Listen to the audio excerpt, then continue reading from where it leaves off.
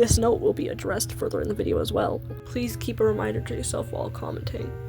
Objectkins are just as valid as any other kin type or Alterhuman. Their label isn't of mockery. Just before I start this video, please note that this video won't have any visual directions or visual cues, therefore it's better suggested to have it playing in the background while you accompany yourself with something else. Trains will just be playing in the background, which is my kin type.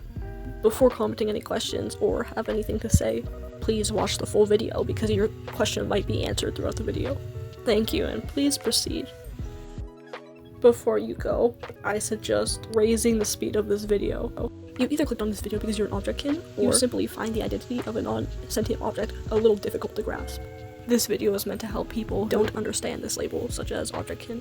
To get started, objectkin is the subcategory of the otherkin subculture where individuals identify as inanimate or non-living object. This identity can be on any level, such as religious, psychological, spiritual, or even just energy. In short, these people who identify as objectkin feel an involuntarily connection or identity to a specific object. What I mean by connection is still identifying as, so yeah. Objectkin can identify as any object, past or present, mythical or real. If you've been around the otherkin or Alterhuman community long enough, you've probably seen a lot of people identifying as dullkin or toykins. This is one of the biggest labels in the objectkin community. Even if you're not an objectkin, you'll probably see this everywhere too. The reason I identify as a train is because I am autistic. I have hyper empathy towards objects, and one of my biggest special interests is on trains until the point that I identify as them. It was a very intense hyperfixation to the point that I identified, which is what I just said. You'll mainly see neurodivergent people using this label, basically autistic people or other labels under the neurodivergent community.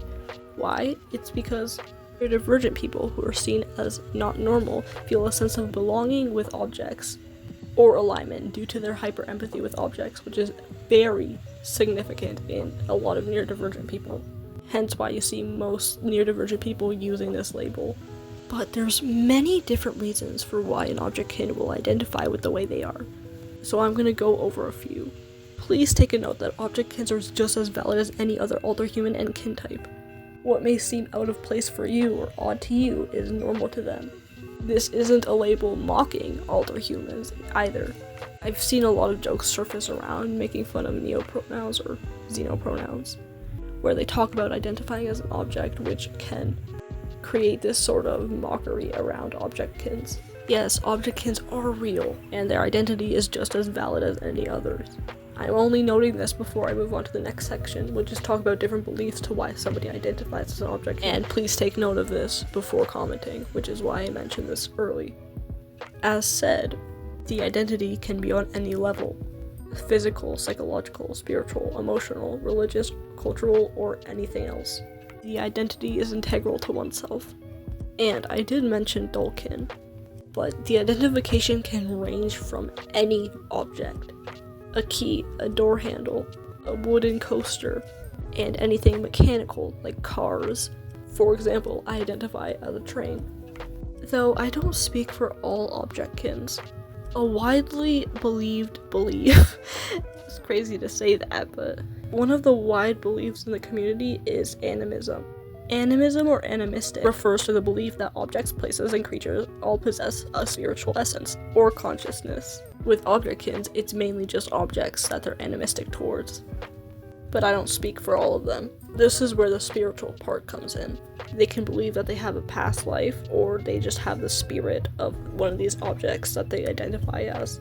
Objectkins are insanely niche in the otherkin or the Alterhuman community. Outside of dullkins and toykins, you won't be seeing a lot of them. Which a lot of people who aren't objectkins speculate that this is an invalid identity. You also won't see a lot of forums or communities based around objectkins. One thing I find relatively similar to objectkins is conceptkins. They both identify as something that's presented as inanimate, though conceptkins are way more popular than objectkins. Conceptkins identify with intangible ideas, theories, or feelings. In theory, they identify as abstract concepts. An example of this can be identifying as adding, subtracting, and multiplication, or tropical weather. I don't find any forums on objectkins, so I wanted to put myself out there and make a source for people who need to know or want to understand. Any reference I find for this video is very scarce with information. There's also another branch of objectkins.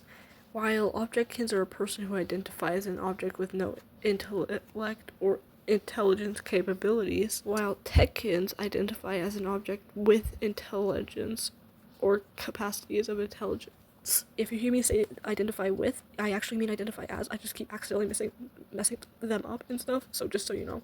If you're an objectkin, don't be afraid to speak up.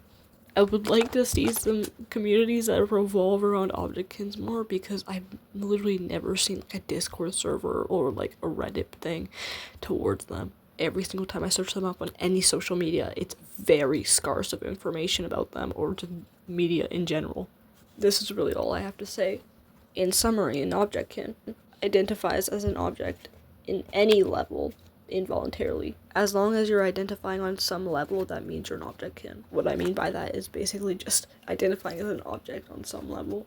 This is all I have to say on objectkins. If you have any questions, I won't be afraid to answer them. Though, just remember, even if I am an objectkin, I don't speak for the objectkin community, so I might be answering on my personal, individual experiences when I answer some questions. And of course, nothing is stopping you from looking into your own sources about objectkins and other media about it.